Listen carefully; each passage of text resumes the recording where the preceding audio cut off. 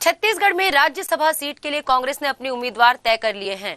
कांग्रेस द्वारा जारी लिस्ट के बाद छत्तीसगढ़ की सियासत में फिर एक बार बयानबाजी तेज हो गई है। बता दें कि राज्यसभा के लिए छत्तीसगढ़ के कई स्थानीय नेताओं ने अपनी दावेदारी पेश की थी, लेकिन लिस्ट में छत्तीसगढ़ से एक भी नेता का नाम नहीं है। छत्तीसगढ़ से राज्यसभा सीट के लिए छत्तीसगढ़ के स्थानीय नेताओं का न होने को लेकर भाजपा ने कांग्रेस पर निशाना साधा है। नेता प्रतिपक्ष धर्मलाल कौशिक ने इसे छत्तीसगढ़ वासियों के साथ छलावा बताया है और सवाल खड़ा करते हुए कहा है कि क्या प्रदेश कांग्रेस का एक भी कार्यकर्ता राज्यसभा के लिए योग्य प्रत्याशी नहीं हो सकता था। नेता प्रतिपक्ष कौशिक द्वारा खड़े किए सवाल को लेकर कांग्रेस का पलटवार भी सामने आया है। कांग्रेस संचार विभाग अध्यक्ष सुशील शुक्ला ने कहा है कि पार्टी अपनी परिस्थितियों के मुताबिक उम्मीदवारों का चयन करती है। इससे पहले भाजपा ने भी प्रधानमंत्री नरेंद्र मोदी और स्मृति ईरानी के लिए इस तरह के हथकंडे अपनाए हैं। उन्होंने कहा है कि भाजपा का ये बयान उनकी ओछी मानसिकता को प्रदर्शित करता है।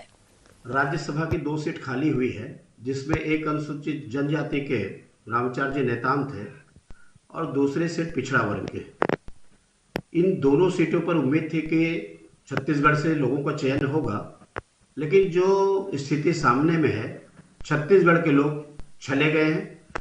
कांग्रेस के द्वारा ही कांग्रेस के लोग चले गए।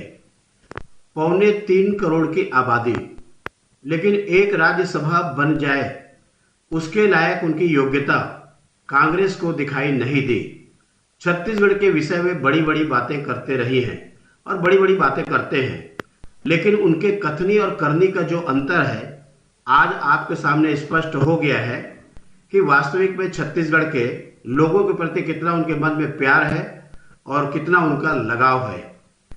पार्टी का मामला है, मुझे बहुत कुछ कहने की आवश्यकता नहीं है, लेकिन कुल मिलाकर के मैं ये कह सकता हूं कि छत्तीसगढ़ के लोग अपने आप को छला गया, ठगा गया, ऐसा महसूस छत्तीसगढ़ के लोग कर रहे हैं। श्री राजीव शुक्ल और श्रीमती रंजीत रंजन को कांग्रेस आला कमान ने छत्तीसगढ़ से राज्यसभा का प्रत्याशी बनाया है।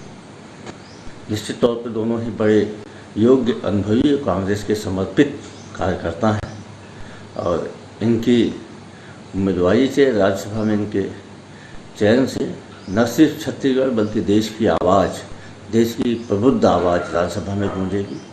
हम सब कांग्रेस जन इससे प्रसन्नचित हैं। जहाँ तक भारतीय जनता पार्टी और नेता प्रतिपक्ष के बयान का सवाल है, तो उन्हें आत्मावलोकन करना चाहिए कि आज छत्तीसगढ़ में राज्यसभा के 2 सदस्यों का चयन होने जा रहा है। भारतीय जनता पार्टी कहाँ पे खड़ी है? जनता ने उनको इस लायक भी नहीं छोड़ा है कि वे राज्यसभा के बारे में कुछ सोच भी सके। और राज्यसभा लोकसभा क्षेत्र और राज्य की सीमा के बाहर होते हैं। यदि ऐसी स्थिति है तो गुजरात से जाके बनारस में नरेंद्र मोदी क्यों चुनाव लड़े थे? भारतीय जनता पार्टी को इसका जवाब देना चाहिए। स्मृति ईरानी गुजरात से जाकर अमेठी में क्यों चुनाव लड़ी थी? राज्यसभा में, लोकसभा में अपने राजनीतिक परिस्थितियों के अनुसार से पार्टियां निर्णय करती हैं और इसमें अनावश्यक बयानबाजी भारतीय जनता पार्टी की ओछी मानसिकता को दर्शाता है।